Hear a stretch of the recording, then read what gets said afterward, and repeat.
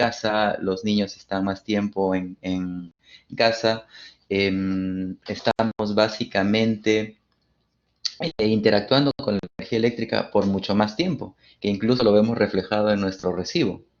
Entonces, esta instalación que tenemos en casa tiene que cumplir con ciertas características técnicas para que sea una instalación eléctricamente segura. Y de eso es de lo que vamos a conversar el día de hoy.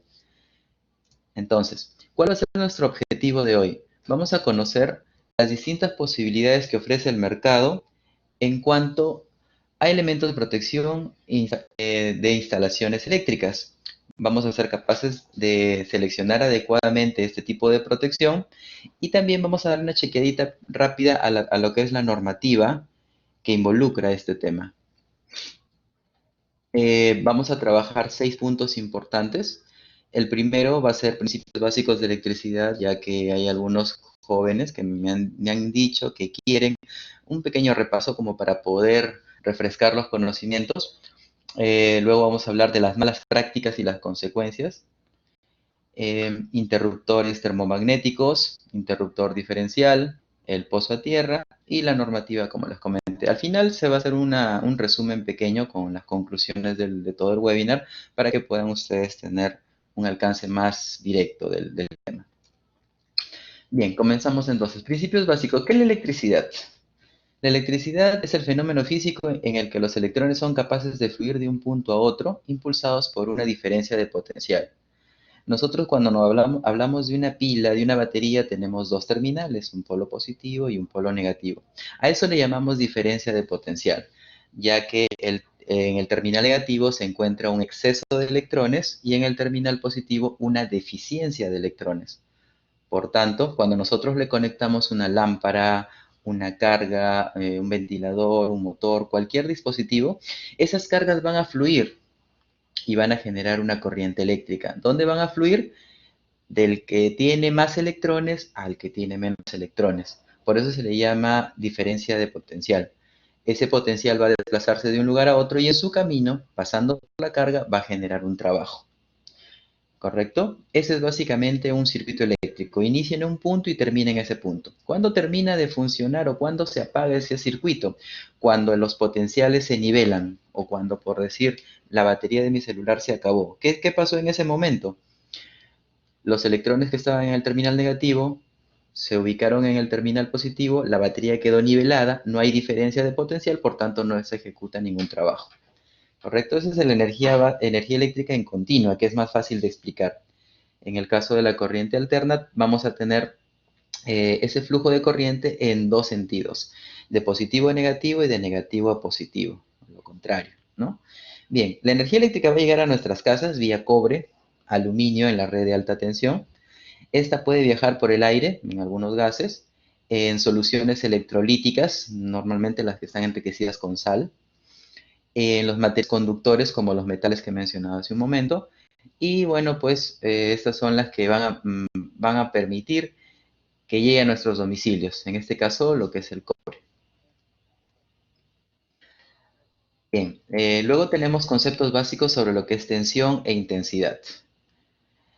Cuando hablamos de la tensión, como les comenté hace un momento, es una fuerza electromotriz o diferencia de potencial que permite el desplazamiento de los electrones, y es lo que nosotros obtenemos como un servicio. Los generadores entregan la energía a nuestro domicilio, llega, pasa por un medidor y ese registra el flujo de electrones o el consumo que tenemos. La tensión se mide en voltios y el servicio que tenemos actualmente en Perú es de 220 voltios a una frecuencia de 60 Hz. 60 Hz viene a ser la cantidad de veces que cambia de polaridad la energía eléctrica. Ahora, esta energía llamada tensión se suministra una carga, como vemos en la figura de la parte inferior, y va a generar un flujo de electrones. Este flujo de electrones va a circular por un conductor y es el que va a permitir lo que les comenté hace un momento, ¿no? Que se nivelen las potencias en el caso si fuese una batería. La intensidad se mide en amperios y los símbolos de los instrumentos que nosotros vamos a conectar, ya para más o menos leer algo de planos, tenemos lo que es el voltímetro, que se conecta siempre en paralelo. su resistencia en la parte interna es muy alta para que no altere el circuito que tenemos. Luego tenemos el amperímetro, que es algo muy parecido al medidor de agua que tenemos. Se abre el conductor, se coloca el amperímetro y va a registrar el flujo de electrones, en este caso, que circulan por nuestra instalación y van a poder registrar nuestro consumo. En este caso, el amperímetro lee la intensidad, la fuerza con la que circulan los electrones por ese conductor. ¿Correcto? Bien. Finalmente, la potencia. La potencia viene a ser la conversión o la absorción de energía que tiene cada aparato. Hablamos, por ejemplo, de una lámpara incandescente de 25, 50, 100 watts, que viene a ser la absorción de energía o lo que necesita para convertir la energía eléctrica en la calorífica en energía luminosa. La unidad de medida es el vatio. En casa nosotros no tenemos elementos que consuman gran cantidad. Entonces, para eso hablaremos de la conversión en kilowatts. Por eso en nuestros recibos nos llega los consumos en kilowatt hora, ya que los artefactos tienen un consumo pequeño. Veamos, por ejemplo, las potencias de los artefactos más usuales en casa.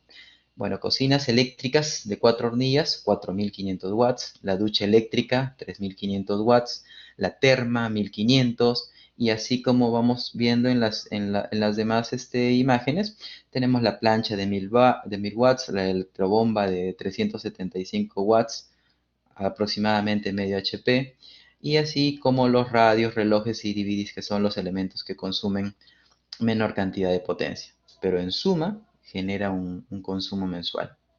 Bien, mucho he escuchado que algunos han visto esas etiquetas y siempre llama la atención estas etiquetas ya que están en los dispositivos actuales, sobre todo los de tecnología inverter que tienen mejor calificación, en este caso como los más eficientes. Para eso, acá en la diapositiva, bueno, que luego lo vamos a compartir, he dejado el enlace para que ustedes ingresen a la calculadora del Ministerio de Energía y Minas llamada Equipo. Le hacemos clic acá y nosotros podemos verificar el consumo de nuestro domicilio. Por ejemplo, que generamos un nuevo consumo, empezamos, y yo puedo definir en mi casa, por ejemplo en esta aplicación, el cálculo del consumo total. Si de pronto tengo un equipo de sonido, puedo cambiar la cantidad. Todo lo que esté en verdecito se puede modificar. Una lavadora, una laptop, una computadora de escritorio de pronto, una refrigeradora. Obviamente si ustedes tienen más pueden colocar acá. Como les digo, de pronto tienen dos laptops y pueden colocar dos y eso se va modificando. Y así pueden ir agregando todos los componentes que tienen en casa y la cantidad, cuántos televisores tienen en casa, cuántas planchas, y también pueden indicar también el tiempo de uso, ¿no? El tiempo de uso de cada, por ejemplo, un horno microondas, aproximadamente le pone acá de 30 horas, es demasiado. Yo pienso que puede ser solamente 10 al mes. Y así, una vez que tienes todos los datos de tu casa, haces clic donde dice calcular y te va a salir el monto que pagas, ¿no? Obviamente no he puesto muchos artefactos acá y sale un monto de 76,85 en el cual tú puedes ver un aproximado de cuánto consumes, ¿sí?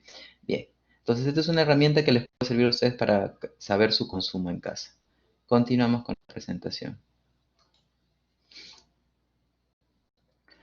Malas prácticas. Las malas prácticas son que nosotros vamos a encontrar en casi todos los domicilios. Encontramos, por ejemplo, instalaciones visibles con cables mellizos que recalientan y pueden generar, como vemos acá, un incendio. Componentes que están montados sobre clavos y que por la vibración, por el movimiento, pueden desfragmentarse y pueden hacer o generar un contacto eléctrico. En este caso, un cortocircuito. Errores más comunes es mantener nuestra vieja llave de cuchilla, la cual ya no se debe utilizar. Eso está penado, no está considerado ni siquiera en la norma este tipo de componentes. Hacer empalmes, aislarlos mal, no cambiar bien un accesorio, no lo podemos hacer. Igual acá, el uso de estas llaves de cuchilla ya no es permitido. Y bueno, pues como encontramos acá un toma corriente en mal estado. Son los errores más comunes que tenemos. También a veces, cuando se hace la modificación de su tablero, encontramos que lo hacen de esta manera, con cables por la parte superior, por delante del termomagnético y completamente desordenados. Eso no es correcto. Vamos a indicarles la forma correcta de cómo hacerlo. Los cables que están expuestos y mal aislados, por ejemplo, en un colegio, en un lugar donde los niños frecuentan constantemente o transitan, disculpen, pueden tener un contacto directo en este caso. Y si la instalación no está preparada para eso, podemos tener incluso hasta una fatalidad. Otro error grave también es conseguirnos accesorios de muy baja calidad. Acá, por ejemplo, se hace una prueba con una circulación de corriente de 20 amperios, que es la corriente superior a la para la cual está preparada, pero si obtenemos o si compramos un conductor de muy buena calidad, encontramos que no va a pasar absolutamente nada. Cosa contraria pasará con un conductor de mala calidad, de los de procedencia dudosa, en el cual el aislamiento incluso se puede incendiar, ¿no? Los accesorios también de baja calidad, los famosos tomacorrientes de un sol o de dos soles que simplemente son plásticos, plástico común, y cuando el contacto eléctrico, como vemos acá, tiende a calentar, deforma y al final terminas perdiendo tu inversión. Acá encontramos el uso de triples, por ejemplo, que tampoco está permitido. Consecuencias que vamos a encontrar. Menor fallece por descarga eléctrica, joven muere electrocutado, adolescente muere electrocutada por nuestras malas prácticas y el mal uso de la red eléctrica. Descarga mata a un obrero, niño electrocutado con luces navideñas, lo que pasa normalmente en Navidad, aunque hace un tiempo ya ha disminuido un poco por el hecho de que las luces ahora son LED, tienen un consumo mucho menor. Las anteriores eran de resistencia y tendían a calentar. Y lo que es peor aún, venían en la parte posterior para colocar otro más encima, sobre otro, sobre otro, sobre otro, lo cual generaba pues este tipo de noticias, ¿no? Acá tenemos más, anciano muere tras incendiarse su vivienda. Eso es lo que vamos a generar si nosotros tenemos una mala instalación, con fusibles o con llaves de cuchilla. No va a haber un dispositivo que me proteja, entonces va a generar que recalienten los conductores y si el conductor es de mala calidad, va a incendiarse, ¿no? Incendio deja en la calle a una familia. Si no me equivoco, por la mañana he visto una noticia en la cual hablan de este tipo. Acá está. Incendio en Girón, Callao, en Cercado de Lima. Supuestamente era un depósito donde vendían almacenes, depósitos con gas, ¿no? Un distribuidor de gas.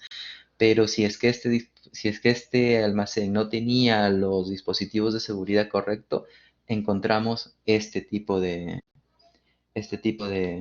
noticias, ¿no? Este es el día de ayer. Bien, vamos a ver.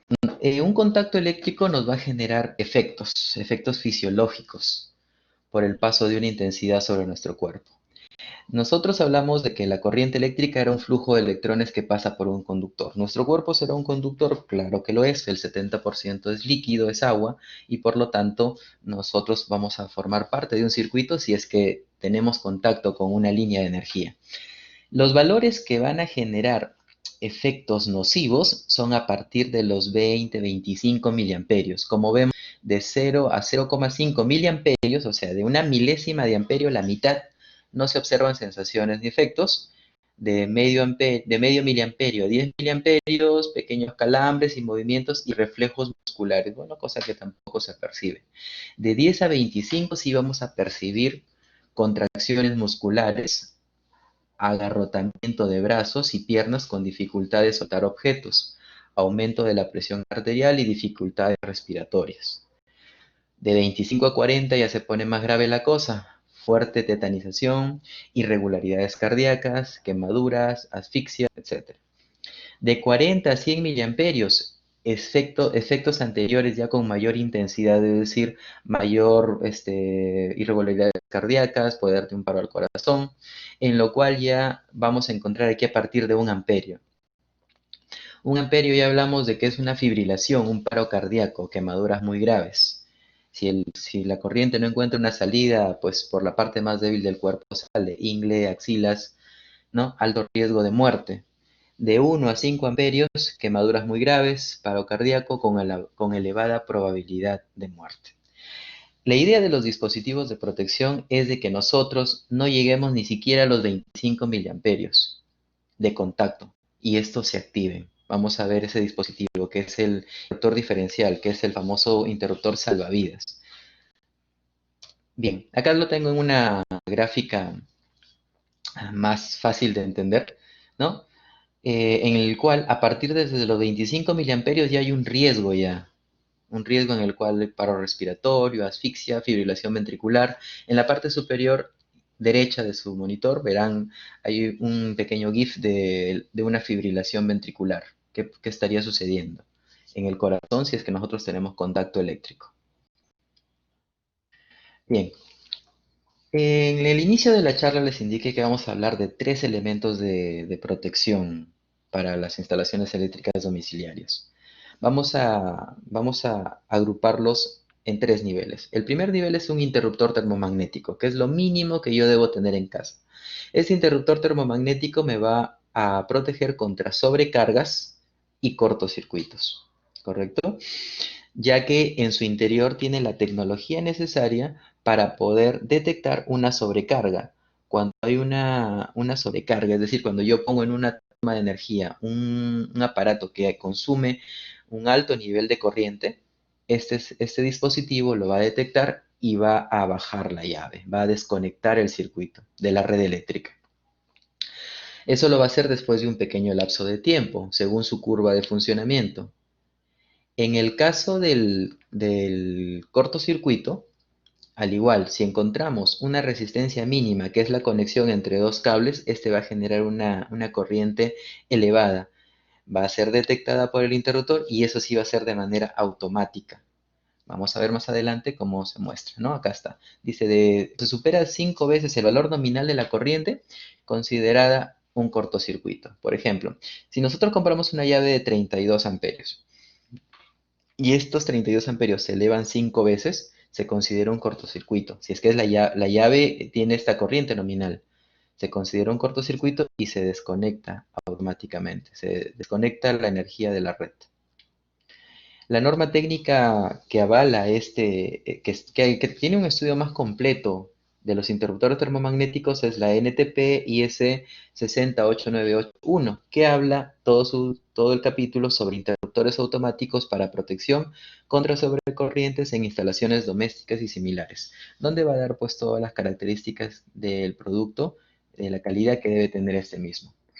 La palabra termomagnética, si se dan cuenta, está compuesta por 2 partes, ¿no? Tiene una protección térmica y una protección magnética. Y da la casualidad que también ese señor protege contra dos condiciones, cortocircuito y sobrecorriente. Cuando hablamos de un cortocircuito, se activa automáticamente el sistema magnético.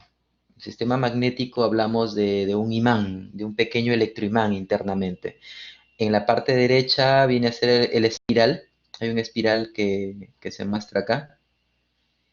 Ese espiral que está en el medio de la llave se comporta como un electroimán y desenergiza automáticamente. Cuando nosotros iniciamos el funcionamiento de un termomagnético, hacemos una pequeña precarga con un resorte y una pequeña fuerza hacia abajo.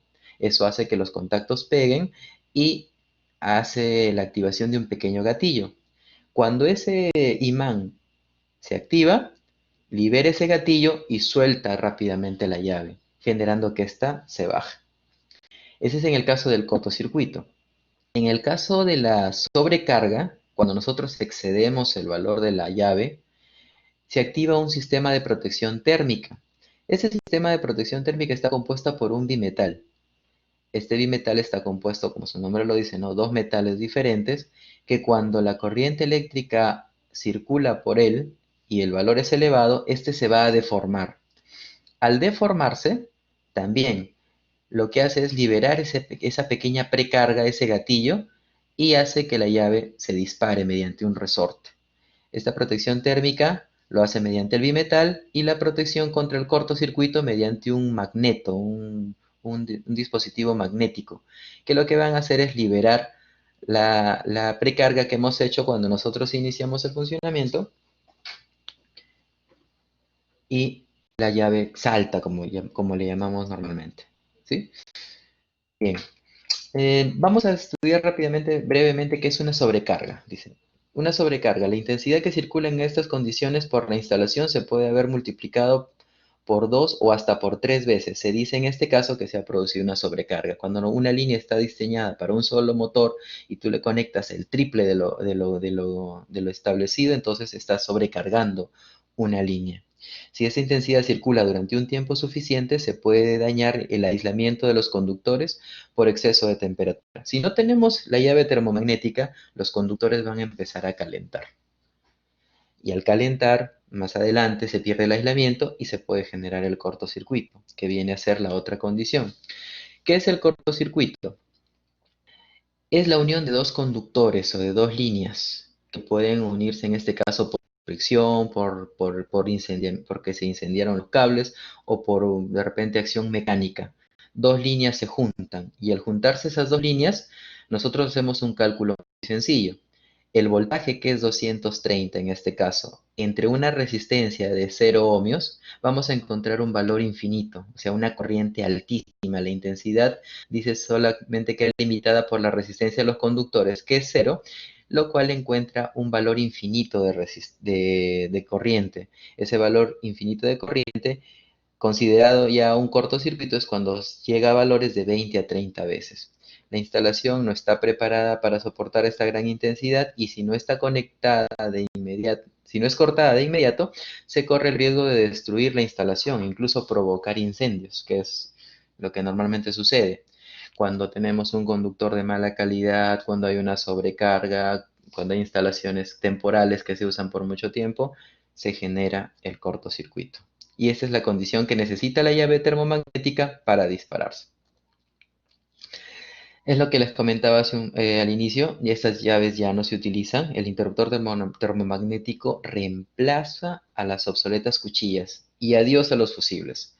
Antes, cuando había una falla, se saltaban los fusibles, íbamos de repronto, si no había el fusible, poníamos un filamento, dos filamentos, pero no cumplen la misma función que un fusible.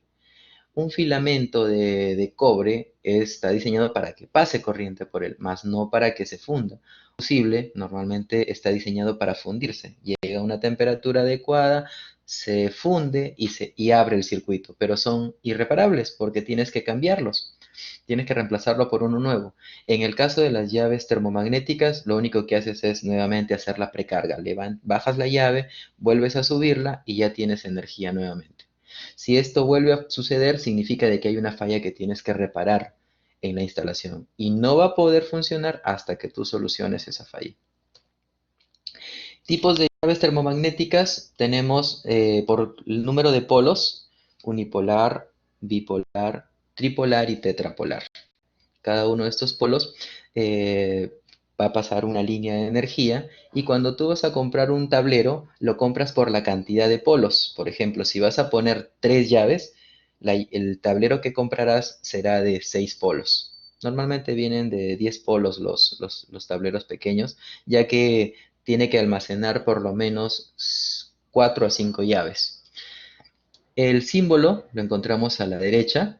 Tenemos acá el elemento de accionamiento, el disparador térmico, que viene a ser representado por un pequeño cuadro sin cerrar, y un dispositivo magnético. Dos bloques: bloque térmico, bloque magnético, y los contactos y el accionamiento que está enlazado de manera mecánica para que ambos, ya sea la falla térmica o la falla magnética por un cortocircuito, pues accione estos dos terminales y libere a la carga de la red. Ya tenemos la simbología para los interruptores termomagnéticos, para el unipolar, para el bipolar, para el tripolar y para el tetrapolar, que se utiliza la letra Q para representar, para enumerarlos: Q1, Q2, Q3. Bien, en las llaves termomagnéticas, si se habrán percatado, no dice 10 amperios, ni 20 amperios, ni 32 amperios. Lleva la letra C al inicio. La letra C es la descripción de la curva de funcionamiento. La letra C representa a cargas mixtas, que puede ser motores y también resistencias. La letra B es netamente para cargas resistivas y la letra D para lo que son cargas netamente inductivas, o sea, tienen un poco más de tiempo, lapso de tiempo para que salten, como vemos acá mostrados en tiempos de segundos. La más utilizada es la letra C, las curvas de disparo con la letra C para lo que es redes domiciliarias e industriales. Acá está descrito de mejor manera. La curva C dice de 5 a 10 veces la corriente nominal. Estos son los más utilizados en instalaciones domésticas, alumbrados, tomas de corriente y usos generales. La letra A y B, bueno, la A no es muy utilizada y también las de letra curva Z y curva MA que también se fabrican son para protección de circuitos electrónicos, son otro tipo de llaves más especiales, ¿no? Nosotros en la parte doméstica trabajamos con con la curva tipo C. Una descripción de cada componente cuando vamos a comprar, ¿no? En la parte superior viene el dato del fabricante, el tipo de curva, lo que les comentaba acá, ¿no? 32 amperios o C32 normalmente viene. La tensión nominal.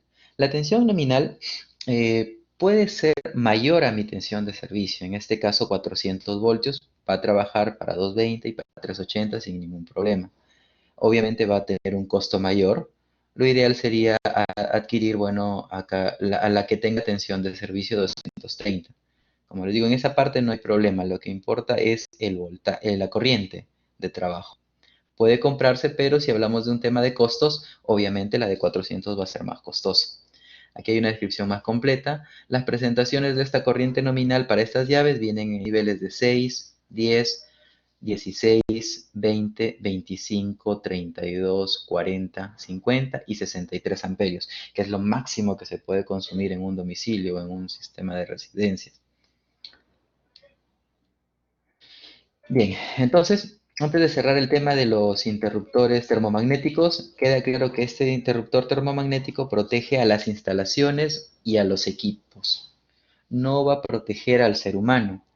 En este caso, hay otro dispositivo especializado en ese control, que es el llamado salvavidas. Es el famoso interruptor diferencial. ¿Para qué sirve el interruptor diferencial? Ese señor va a censar fugas de corriente en cargas o circuitos. Estas fugas normalmente se dan por un contacto directo o un contacto indirecto. Vamos a ver de qué se trata. Cuando hablamos, cuando hablamos de un contacto directo, es cuando tú tomas una línea de manera directa, es como cuando alguien, no sé, mete un dedo en una de las líneas. Y en el contacto indirecto es cuando lo hacemos mediante el chasis, de pronto con la puerta del refrigerador, con la parte posterior del CPU. A ver, antes de continuar, acá me han hecho llegar pregunta por parte del administrador. Dice, ¿por qué la posición de las partes magnéticas y térmicas en los interruptores termomagnéticos? ¿Por qué la posición de las partes magnéticas y térmicas en los interruptores termomagnéticas? No entiendo a qué se refiere la pregunta. Son dos partes, dos complementos que van a permitir una protección para evitar un cortocircuito y una sobrecarga. Son dos etapas que tiene integradas por una parte mecánica, como vemos acá. Miren, estas dos protecciones están integradas mecánicamente para accionar los contactos, para desactivar los contactos. No sé si con eso podría, bueno, está la pregunta dada la respuesta. De lo contrario, sería bueno que vuelva a enviar la pregunta para ser más específico. Son dos partes que tiene el termomagnético. Térmica, acá arriba, y magnética. Una térmica es para sobrecarga y la magnética para los cortocircuitos. Continuamos entonces. Estábamos hablando de lo que es el interruptor diferencial, que es el dispositivo llamado salvavidas. Vamos a hablar de manera más clara sobre esos componentes. La descripción en la parte frontal es casi la misma, con un dato agregado, que es el dato más importante para la compra de estos dispositivos. Si se dan cuenta, es un dato de sensibilidad, lo cual no trae la llave termomagnética. El diferencial sí la trae porque va a detectar una diferencia de corriente de 30 miliamperios. Es decir, si alguien entra en contacto con la corriente eléctrica y su cuerpo genera un flujo de corriente de 30 miliamperios, en cuestión de milisegundos esta llave se desenergiza, protegiendo así al ser humano, cosa que no sucede con el termomagnético. Por ejemplo, si hay un cortocircuito y yo solamente tengo un interruptor diferencial, ¿este dispositivo se accionará? No, no lo va a hacer, porque este dispositivo solamente detecta fugas de corriente. Los datos de intensidad igual, categoría C, 20, la tensión nominal de acuerdo al trabajo y el poder de corte. Tenemos el símbolo que viene en algunos casos grabado, el indicador de estado y el botón del test para comprobar el correcto funcionamiento. Justo acá me acaba de llegar esta pregunta también. Dice, ¿cómo se comprueba que un interruptor diferencial funciona correctamente? En primer lugar, el interruptor diferencial tiene que estar conectado a una carga, ¿correcto? Estar energizado, disculpen, energizado para que pueda trabajar. Una vez que esté energizado por la parte superior, tú vas a pulsar este botón que dice Test. Este botoncito se debe comprobar mensualmente o trimestralmente, dependiendo en este caso de cuán peligroso, cuántas criaturas tienes en casa y cuán seguro quieres sentirte de tu instalación. Se sugiere 3 meses. ¿Por qué? Porque son dispositivos también plásticos, dispositivos sensibles que se pueden dañar si estamos probando cada rato. Entonces, cada 3 meses es lo ideal. Fabricante, el vendedor te dice a un mes, pero yo recomiendo que sea cada 3 meses. Entonces, al pulsar tú este botón test, internamente el interruptor diferencial simula una fuga de corriente con el valor de 30 miliamperios y automáticamente se desenergiza. Esa es la forma en cómo yo puedo comprobar si es que este interruptor diferencial está en buen estado. Y es también parte del mantenimiento, de la verificación que se hace siempre. Espero haber respondido a la pregunta. Caso contrario, si quieren que profundice un poquito más, me pueden enviar. Pero en la diapositiva tenemos el gráfico para que ustedes puedan entender mejor esa parte. Interruptor diferencial, acá estamos, el gráfico. El gráfico que se muestra, lo tenemos que es un transformador toroidal en su interior. Un pequeño transformador tipo toroidal es un pequeño disco, un pequeño anillo que tiene o que va a permitir detectar la corriente que sale y la que retorna. Entre ellas se eliminan. Si es que la corriente que sale es 1 amperio y regresa o retorna 1 amperio, entonces esto se va a mantener normal. Pero si es que hay una diferencia mínima de 30 miliamperios, o sea, 1 amperio, divídanlo entre 1000, 30 de esos dos valores, que es un valor muy, pero muy pequeñísimo, que de repente aquel que tiene el contacto ni siquiera lo va a percibir, pero la llave se va a activar.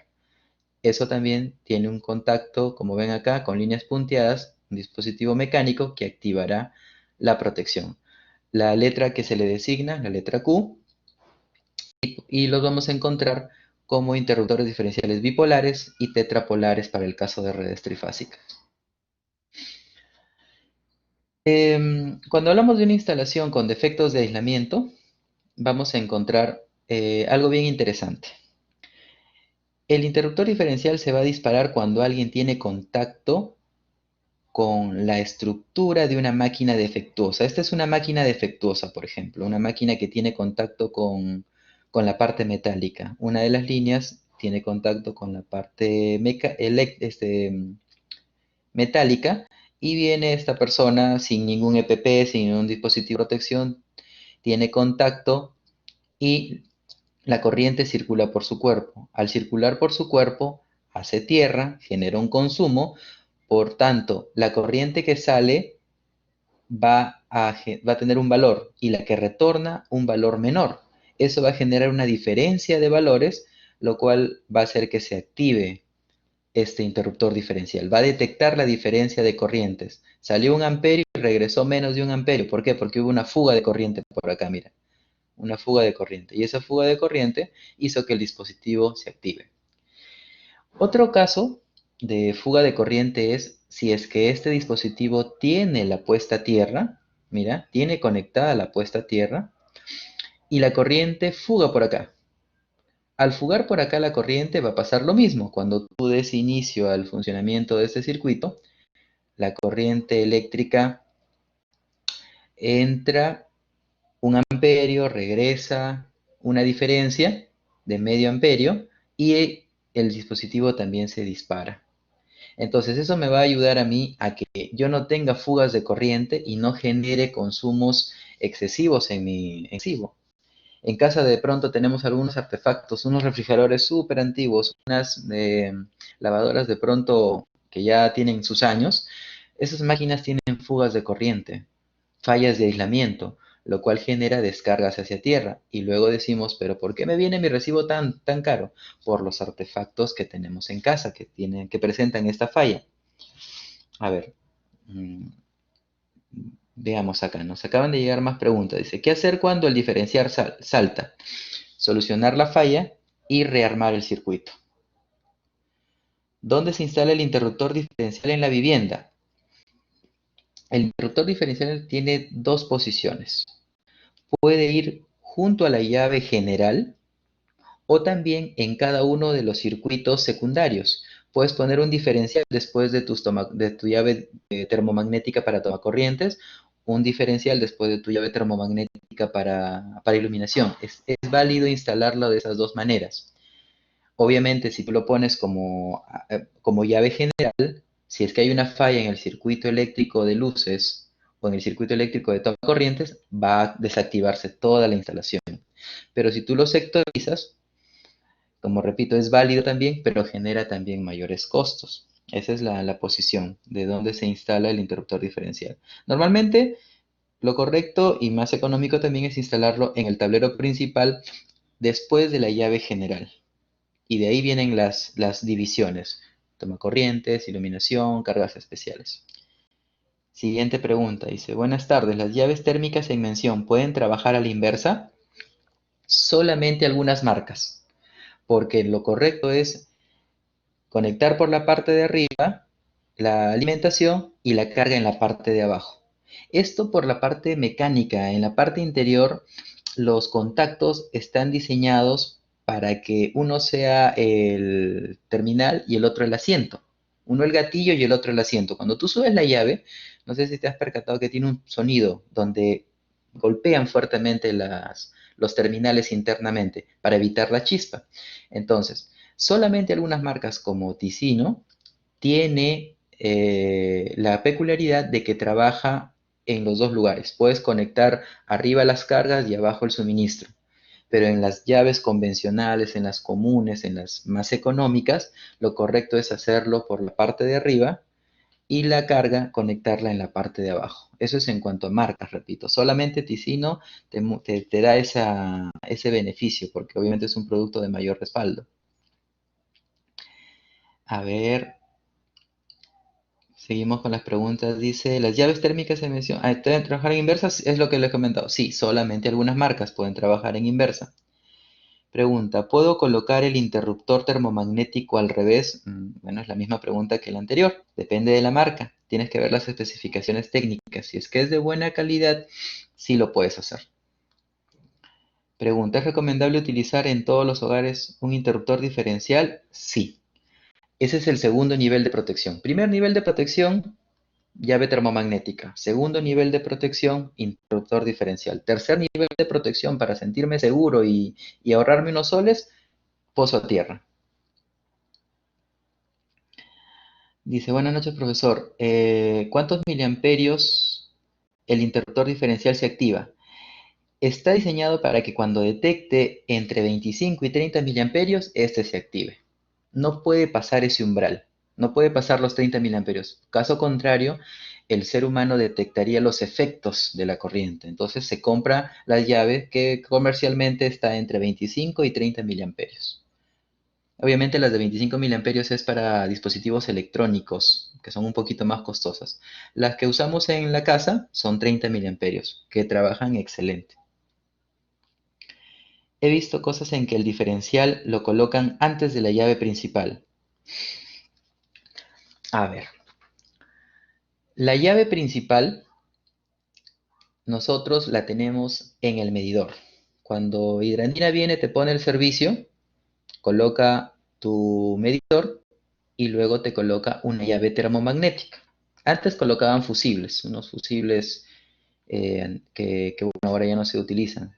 Ponen una llave termomagnética, esa es tu llave termomagnética principal. Para un domicilio normal, te colocan una llave de 25 amperios, esa es tu llave principal. Luego, tú dentro de tu casa ya tienes un tablero. En tu tablero, tú puedes colocar directamente tu diferencial y tus llaves termomagnéticas. Si quieres estar más seguro aún, pones tu llave termomagnética arriba, luego tu diferencial y de ahí tus llaves secundarias.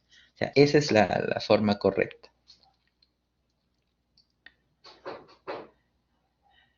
Pregunta, dice, si tienes algún artefacto que tiene fuga de corriente, el diferencial salta, eso quiere decir que no tendrás corriente hasta que repares el artefacto. Efectivamente. Si nosotros no reparamos la falla, ¿qué pasa? Acá miren su diapositiva. El diferencial va a estar saltando cada vez que tú actives el artefacto. Activas ese artefacto y la llave salta, ¿no? En este caso, con el pozo a tierra. Continuamos.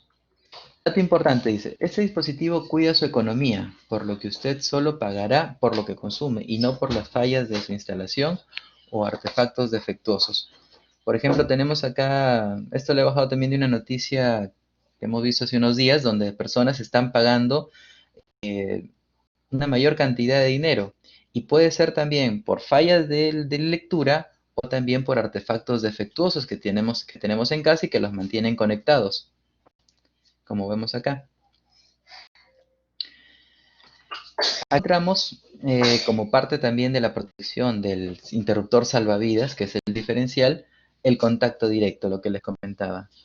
Los niños normalmente, ¿qué es lo que hacen? Llevan toda la boca, muerden los cables, meten cosas dentro del tomacorriente y eso es un contacto directo, ¿no?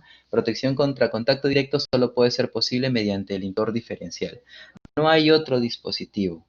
En este momento, por ejemplo, si tengas tu pozo a tierra, eh, el niño va a morder, va a tener un contacto directo, va a surtir los efectos. El interruptor diferencial va a detectar en este caso esa diferencia de corrientes y va a activarse, protegiendo en este caso la vida de los pequeños. Bien, el tercer nivel de protección, que es ya un poquito más costoso, ¿no? De pronto una llave termomagnética, 50 soles, un diferencial, vamos sumando 150 soles, vamos 200. Ahora, quiero tener algo seguro en casa, puesta a tierra. Mi puesta a tierra va a oscilar entre 500 y 1000 soles, dependiendo de las características de los componentes que voy a utilizar, ¿no? Si la varilla va a ser recubierta o netamente puro cobre, entonces ahí van aumentando los costos. Pero ese es el tercer nivel de protección ya. Si yo quiero ahorrarme incluso en mantenimiento de mis artefactos eléctricos, la puesta a tierra es la solución definitiva. Veamos. El gráfico muestra, dice, la forma en que cómo funciona la puesta a tierra. Dice, una persona está tocando una refrigeradora que por falla interna se ha energizado. La flecha azul muestra el recorrido de la corriente de falla que es guiada por el cable de protección a tierra, en donde se dispersa sin ocasionar mayores inconvenientes. Ante la ausencia de este cable de protección, la corriente de falla pasaría por el cuerpo de la persona, en este caso la flecha roja, ocasionando serios daños. ¿Para qué sirve este pozo a tierra? A ver, el pozo a tierra en primer lugar vamos a ver qué es. Es una varilla de cobre en el cual alrededor se le ha colocado materiales electrolíticos, mezclas electrolíticas, flavigel, torgel, cemento conductivo, o si es que es un ecológico bentonita sódica, el cual hace que este terminal tenga un cero físico, una toma de energía, un lugar de descarga, algo así como un drenaje. Entonces, cuando hay una fuga de corriente, este drenaje lo que hace es absorber esa energía. Acá tenemos un refrigerador que tiene muchos años y su motor ha generado una falla de aislamiento y una de las líneas tiene contacto con la estructura. La corriente eléctrica normalmente debería de estar o está en toda la estructura, pero acá hay un detalle. ¿Nuestro cuerpo es un conductor? Sí, lo es, pero no un conductor exacto, un conductor perfecto. Nuestro cuerpo aproximadamente tiene una resistencia de 1000 ohmios entre la palma de la mano y la planta de los pies, aproximadamente 1000 ohmios. Entonces, la corriente eléctrica va a escoger, ¿por dónde voy? ¿Por un cuerpo de 1000 ohmios o por el conductor de la puesta a tierra, que es un conductor gruesito, un conductor que está conectado a un drenaje? ¿Dónde irá? En este caso sí, es como la ducha del baño, que tiene cierta caída. El agua no va a salirse de la ducha o va a salirse del alojamiento. Va a ir por donde es más fácil, es decir, se va directamente al drenaje. En este caso, la puesta a tierra cumple esa función. Hace que la corriente eléctrica se desvíe a ese punto y se descargue por ahí. ¿Y qué va a pasar por consecuencia?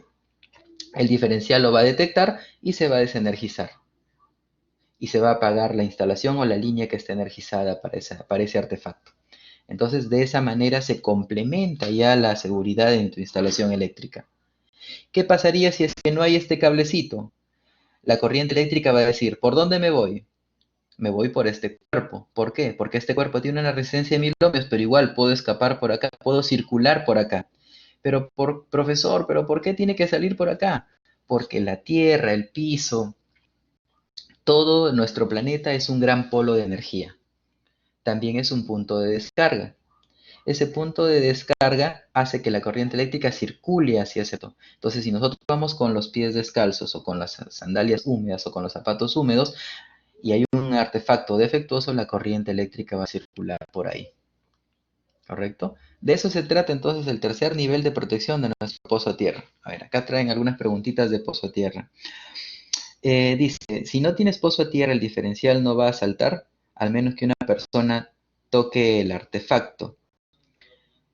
Si no tienes pozo a tierra, obviamente, si no tienes el pozo a tierra y el artefacto está trabajando, no se va a detectar esa fuga de corriente, una persona tiene contacto con ese artefacto desenergizado, con ese artefacto energizado, y el diferencial va a activarse. Así es. Por eso es el segundo nivel de protección. ¿Cómo estarías completamente protegido? Si es que tienes tu pozo a tierra. Ahí sin necesidad de que haya un contacto con una persona, este se va a activar. A ver, acá hay otra pregunta. Dice, ¿por qué la llave diferencial no se acciona y funciona normal cuando una instalación se funde y lleva los años sin ser cambiada? Lleva años sin ser cambiada. Dice, ¿por qué la llave diferencial no se acciona y funciona normal cuando una instalación se funde y lleva años sin ser cambiada? Lo que les comentaba al inicio, la llave diferencial no sirve para sobrecargas, no sirve para cortocircuitos. ¿Por qué? Porque un cortocircuito consume, por ejemplo, 5000, 10.000 amperios. Entran y regresan también 5000 amperios. El artefacto es antiguo, las instalaciones son antiguas, se mantiene generando el mismo consumo y el diferencial no lo va a detectar porque el diferencial lo que detecta son fugas hacia tierra, o sea, escapes de energía de ese circuito.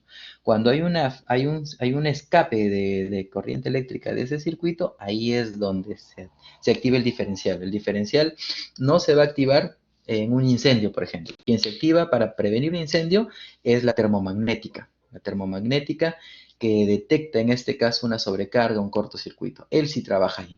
Por eso vamos a establecer, como ya adelantando el tema del resumen, de que el interruptor termomagnético protege a los equipos y a las instalaciones. El interruptor diferencial protege a las personas de los contactos directos o indirectos. Y el pozo a tierra absorbe las energías residuales, la famosa carga estática que tienen las computadoras. Esa carga residual la absorbe y la drena hacia tierra. Y en el caso de que la computadora esté en mal estado o que tenga una fuga, lo lleva hacia el pozo, ¿no? Entonces, ahí tenemos el tercer nivel de protección. ¿Cómo se hace un pozo a tierra? A ver, esa pregunta sí tendría que ser parte de otro curso porque tenemos solamente 1 hora y ya nos queda corto el tiempo. Lo podremos de pronto hacer en un próximo curso a mayor detalle. Pero acá les voy a dar el alcance, no se preocupen. Dice, Según el gráfico que muestra, la varilla electrolítica está en posición horizontal, ¿ya? ¿Es correcto? No va en posición vertical. En verdad hay dos formas de hacer el pozo a tierra, vertical y horizontal. Depende mucho del terreno. En Cenati, por ejemplo, tuvimos un caso. Cenati, el Nuevo Chimbote, la zona es súper rocosa. Tú escarbas 2 metros tras piedra. Para que hagan las bases del nuevo edificio tuvieron que dinamitar ciertas partes para que puedan hacer buenas bases. Entonces, ¿cómo harías ahí un electrodo vertical? Ahí lo que se opta es por hacer un electrodo horizontal, es decir, depende del terreno en el cual vas a trabajar. Hacer tu electrodo vertical o tu electrodo horizontal. ¿Cuál es la finalidad de la puesta a tierra? A ver, continuamos con el webinar, si no nos va a ganar el tiempo con las preguntas. Pero no se preocupen, igual vamos a responder todas. Evacuar y dispersar corrientes, lo que les decía, ¿no? Dice, las corrientes de diverso origen se evacúan hacia tierra permanente a través de la resistencia de dispersión en el suelo. ¿Qué se genera con el pozo a tierra? Una resistencia menor del terreno. Esta le va a permitir de que disperse las energías o corrientes residuales producto de una falla eléctrica. Además de eso, provee a las masas potencial de referencia cero, voltaje igual 0 voltios. ¿Qué es una masa cero o referencia cero? Por ejemplo, lo que le llamamos punto de descarga. La Tierra goza de neutralidad eléctrica, es decir, su voltaje va a ser cero. Si en un lado en un cilíndrico tenemos 12 voltios, la contraparte, ¿cuál es? Cero, ¿no? Para que pueda haber el flujo de electrones. Entonces, el pozo de tierra le genera esa estabilidad. ¿Qué es lo que normalmente le ha pasado a alguien de todos los que hemos ido a una cabina de internet? Es de que en la parte del CPU, en la parte posterior, de pronto vas a instalar tu CV y te pasó la corriente. ¿Por qué? Porque esa instalación no tuvo pozo a tierra. En la parte interior de una computadora, por el ventilador, por el flujo de datos, por los componentes internos con la electrónica que tiene, se genera la llamada energía estática. Esa energía estática, si no drena correctamente, recalienta los componentes, daña los condensadores y se acaban dañando las fuentes. ¿Por qué? Porque no tuvo una descarga adecuada. ¿Dónde es que drenan esas energías? Al pozo a tierra.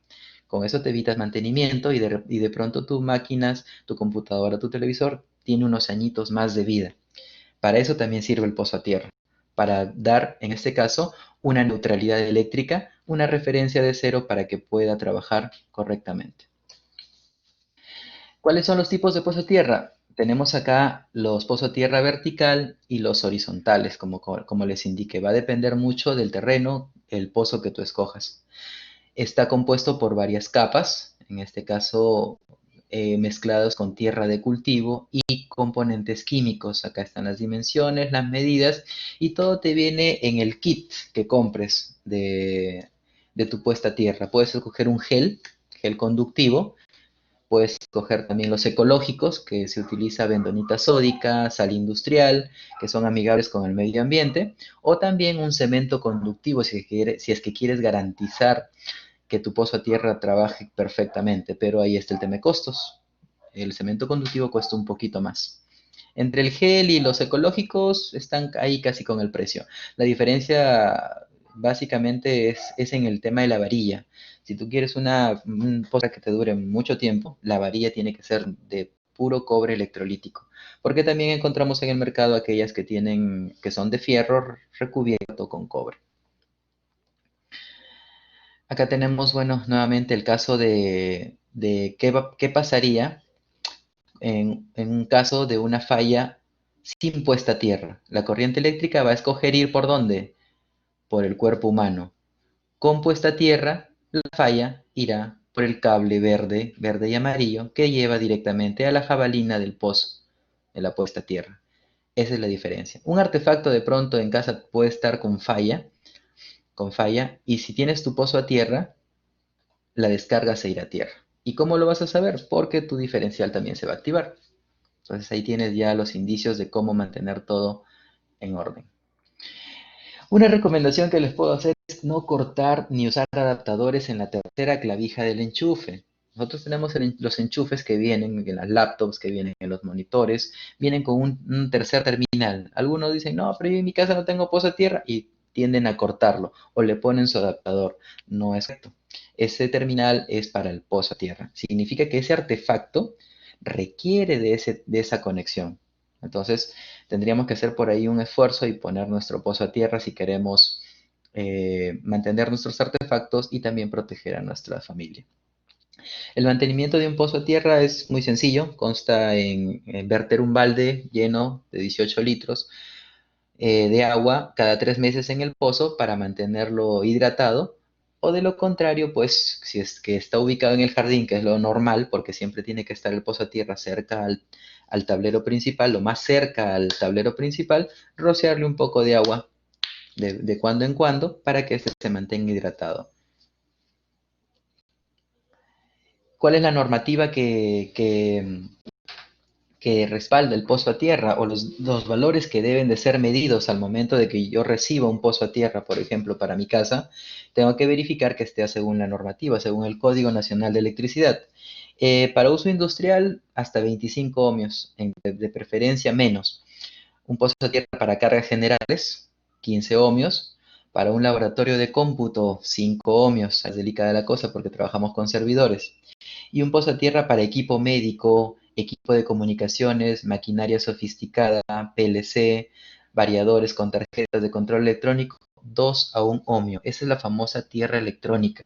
Los artefactos como los PLC, los variadores, traen un símbolo diferente al de tierra normal, con un semicírculo en la parte de arriba. Ese se llama tierra electrónica, que requiere una especificación más fina, es decir, un pozo mejor preparado, con buenos componentes, que garantice la protección de equipo electrónico, como vemos acá, ¿no? Equipo médico o equipo electrónico sofisticado para la industria.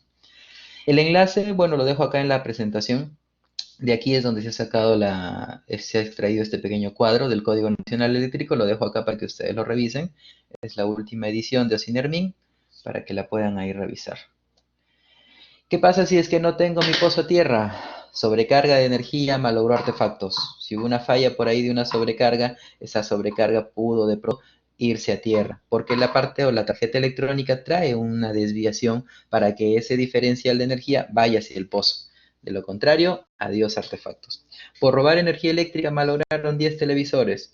Esa línea más, o esa línea diferente, repito, es la que en los equipos electrónicos trae la tarjeta electrónica un diferencial, que si es que hay un valor más elevado, lo desenergiza en tierra. Si no tiene ese terminal, no está conectado a ese terminal, lo lleva a la tarjeta y lo que hace es desaparecer toda la fuente de alimentación, que son las fallas más comunes. La normativa para el uso de todos los componentes que hemos visto en esta charla, que es la última parte de nuestro webinar, lo vamos a encontrar en el Código Nacional Eléctrico de Utilización, la resolución ministerial 037-206 del Ministerio de Energía y Minas, el Código de Protección y Defensa del Consumidor, que también está en la Ley 29571 de la Constitución Política del Perú. El Código de Ética del Colegio de Ingenieros también tiene indicaciones sobre estos temas. Y la Ley de Concesiones Eléctricas para Nuevas Instalaciones, que también tiene sus especificaciones. La vamos a ver acá brevemente para poder concluir. Tenemos acá las normas publicadas en el peruano, la especificación de los alcances y la obligatoriedad del cumplimiento para toda persona natural o jurídica de que las instalaciones eléctricas y sistemas estén correctamente instalados. Para el caso de nuevas instalaciones, ¿no?, que se efectúen a partir de la entrada en vigencia de esta norma y que el cumplimiento es obligatorio en la industria en general sin distinguir el nivel de potencia. Esos son los datos que encontramos en la norma. ¿Qué más nos dice la norma? Que comprende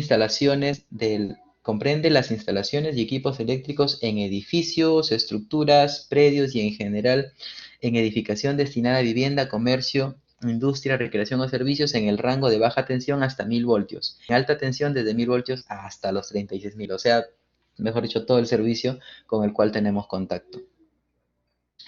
En instalaciones eléctricas de tensiones superiores a 36.000 también. Todo lo que es red de baja y media tensión y alta tensión debe de tener sus terminales de protección. La normativa en cuanto a la puesta a tierra en sistemas de corriente alterna especifica lo siguiente, ¿no? Que los circuitos de corriente alterna que han de ser conectados a tierra deben de tener una conexión a un electrodo de puesta a tierra en cada acometida individual, salvo que sea como se establece en la regla 060-200, que es una excepción.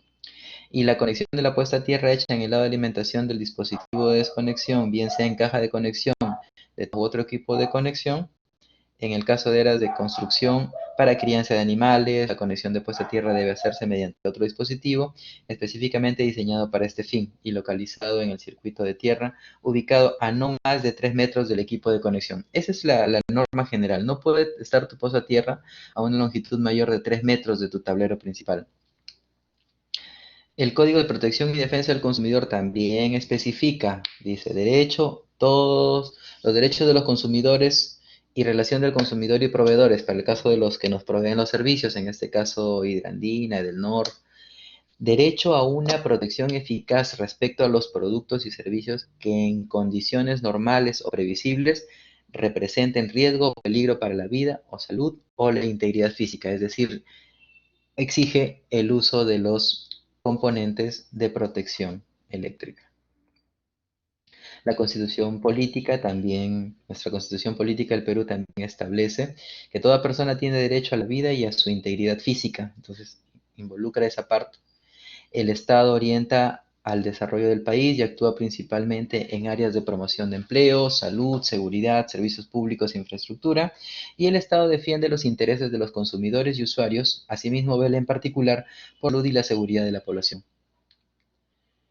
El Código de Ingenieros del Perú también establece que los ingenieros están al servicio de la sociedad, por consiguiente tienen la obligación de contribuir al bienestar humano, dando importancia primordial a la seguridad y adecuada utilización de los recursos en el desempeño de sus tareas profesionales, lo cual involucra que también un profesional actúe de manera responsable cuando haga un sistema nuevo, una instalación nueva.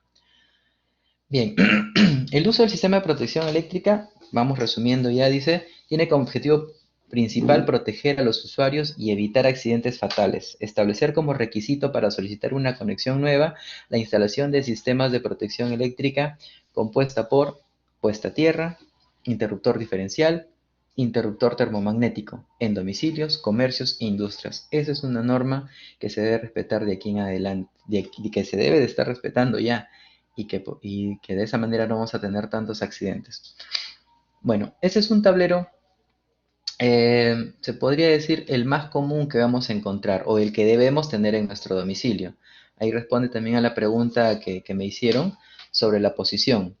Esa es la llave principal. Esta llave principal puede estar aquí como también puede estar en la caja del medidor. En la caja de medidor, no sé si han visto, en la parte frontal trae una pequeña ventanita donde tú puedes accionar y desaccionar un componente que salta cuando hay un cortocircuito. Esa es tu llave general. Hidrandina te pone una llave de 25 amperios. El diferencial de cuánto debe ser de más, del mismo valor, lo ideal es que sea del mismo valor, como vemos acá, 25 amperios. Llave principal de 25 amperios, interruptor diferencial de 25 amperios. Las cargas que tú conectes a tu llave principal puede ser una para iluminación, para tomacorrientes o por una carga especial, que son las 3 llaves mínimas que debes de tener en casa. Carga especial, que es cocina eléctrica, terma, ducha eléctrica, bomba, una electrobomba, son las cargas especiales que deben de tener su llave de manera independiente. ¿Correcto? Esa es la instalación de un tablero. A ver, vamos a ver si por aquí continuamos a ver algunas preguntas. A ver, pregunta dice, ¿podría brindar un curso de pozo a tierra con cemento conductivo para todo tipo de terreno? Sí, es cuestión de programarlo.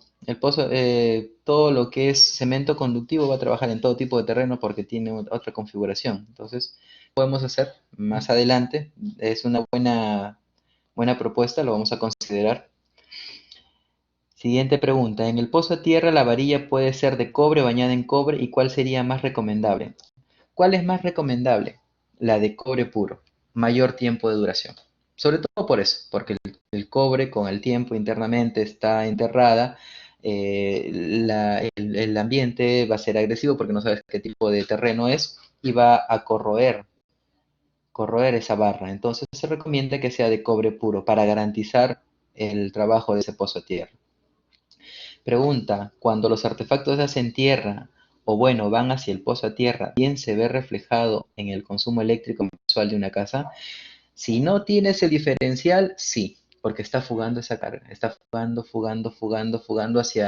hacia un terminal, prácticamente hacia la tierra, sin tener pozo, fuga esa energía y eso se ve reflejado en tu consumo mensual. ¿Cómo lo puedes detectar? Con tu diferencial.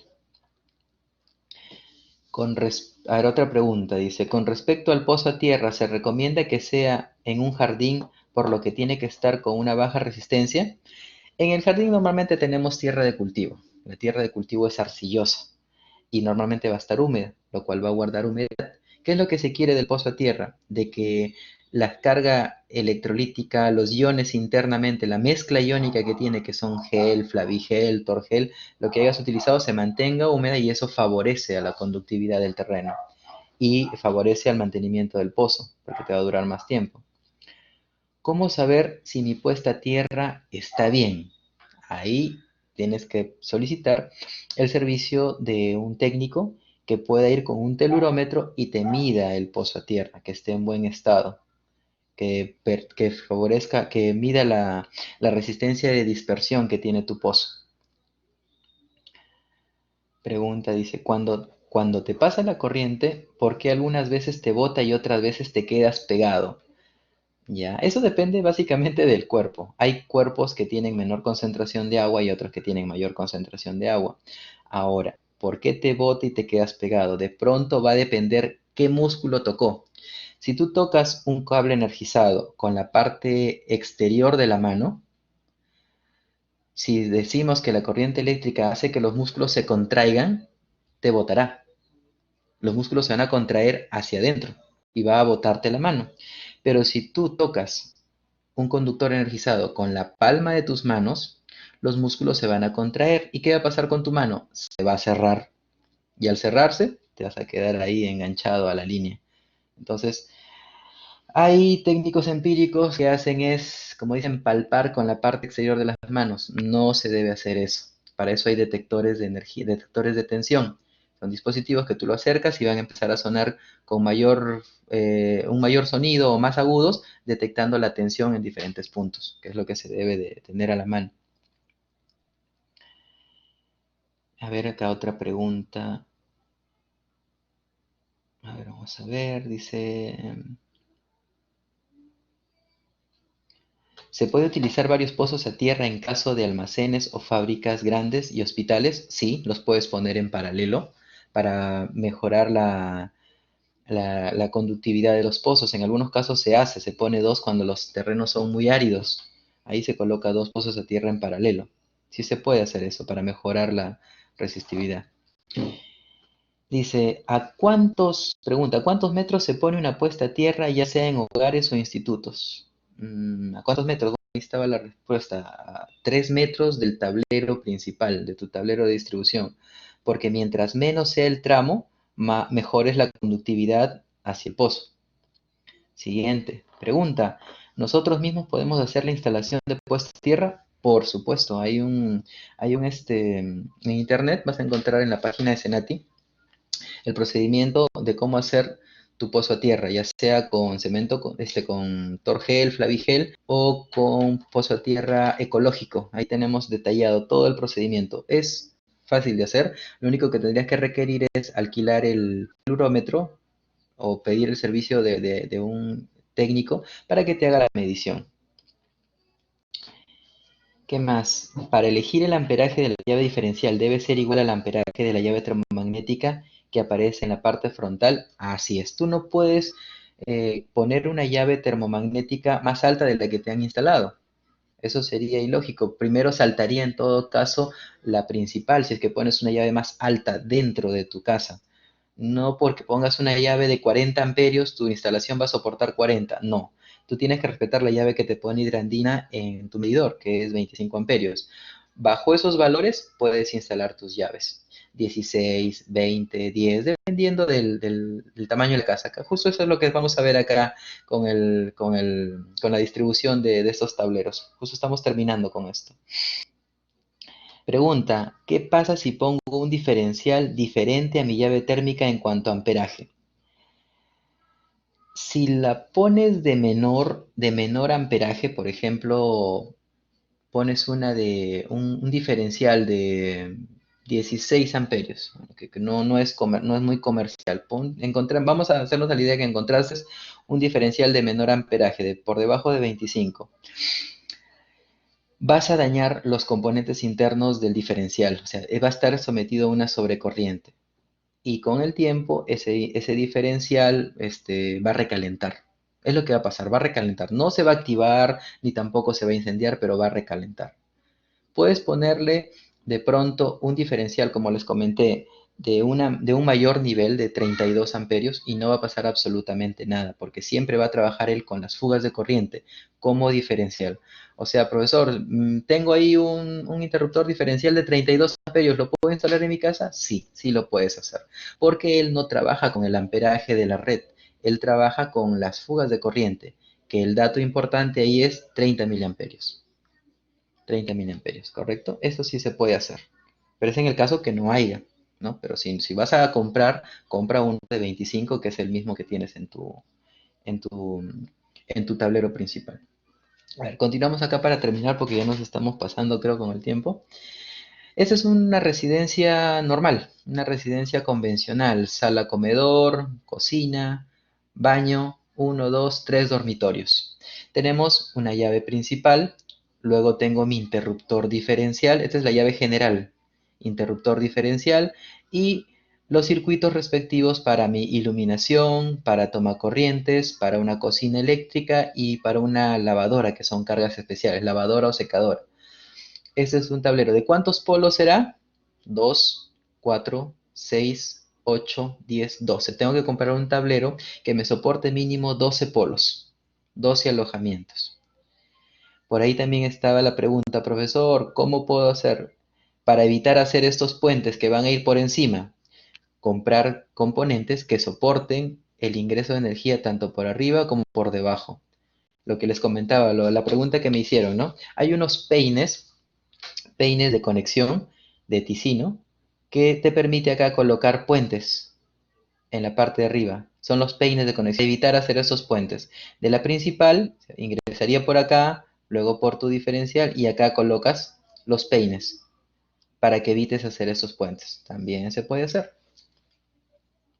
Son un poquito más caros. Algunos eligen hacer sus puentes con alambres y eso. Se puede hacer. Si le colocas sus buenos terminales, ajustas bien, puede trabajar. Caso contrario, si hay un poquito más de inversión, se puede colocar los peines de conexión. Esa es la forma del cableado estándar. La llave principal, 25 amperios. El interruptor diferencial, 25 amperios. Y tus cargas, ya sea tomacorrientes e iluminación, 20 amperios cada una.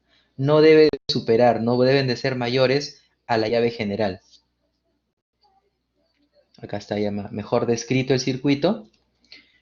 Diferencial, disculpen, termomagnético, diferencial, termomagnético para toma corrientes, termomagnético para iluminación y su terminal de puesta a tierra, que de por sí debe ser de color verde y amarillo. Conclusiones para culminar nuestro webinar de la tarde. Usar materiales de calidad es la recomendación principal. Ustedes como buenos técnicos deben de escoger siempre un material de calidad. No escatimar en esa parte porque eso va a garantizar su trabajo. En lo posible, soldar los empalmes, cosa que de pronto, bueno, profesor, pero eso nadie lo hace. Sí, nadie lo hace, pero deberíamos de hacerlo. Se deben de soldar y estañar cada uno de los empalmes para garantizar que no haya falsos contactos, porque eso también genera el recalentamiento de conductores, es parte de la seguridad. Segundo, equipar tableros con interruptores termomagnéticos y diferenciales. Ya lo hemos visto, el termomagnético te protege contra sobrecargas y cortocircuitos. Y el diferencial contra fugas de corriente, ya sea para contactos directos o indirectos. Si queremos a nuestros pequeños hay que instalar esa llave en casa. 3. Hacer mantenimiento a sus dispositivos de protección. ¿Cómo hacemos nuestro mantenimiento? Agua a nuestro pozo a tierra cada 3 meses. Verificación de nuestro interruptor diferencial pulsando el botón de test para ver que esté trabajando. Esos son los mantenimientos que vamos a hacer. Y verificar nuestras instalaciones. Encontramos algún componente de pronto que está por ahí oscurecido, un color café, y hay que removerlo, porque ese señor puede generar un cortocircuito en su interior. 4. Obviamente, ¿no? Contratar a un técnico especialista, de preferencia egresado del Senati. Bien, jóvenes, eso es todo lo que puedo compartirles humildemente para que ustedes amplíen sus conocimientos y así puedan desarrollar un trabajo seguro, dar un buen servicio a nuestros clientes. ¿No hay ninguna otra consulta, otra pregunta, mi estimado Miguel? Creo que estamos por culminado el webinar. Conforme, Jorge, ya no hay más preguntas, ya todas han sido respondidas. Muchas gracias por tu participación y tu tiempo. Ha sido una ponencia muy clara, muy concisa, muy bien explicada y esperamos que nos puedas acompañar en alguna otra en los meses siguientes. Por supuesto. Muchas gracias, jóvenes. Gracias a todos por su participación. Listo, Jorge. Bien, estimados asistentes, les agradecemos por su tiempo el día de hoy. Los esperamos en los siguientes webinars que estaremos organizando en la zona Lanca. Muchas gracias a todos y hasta una próxima oportunidad.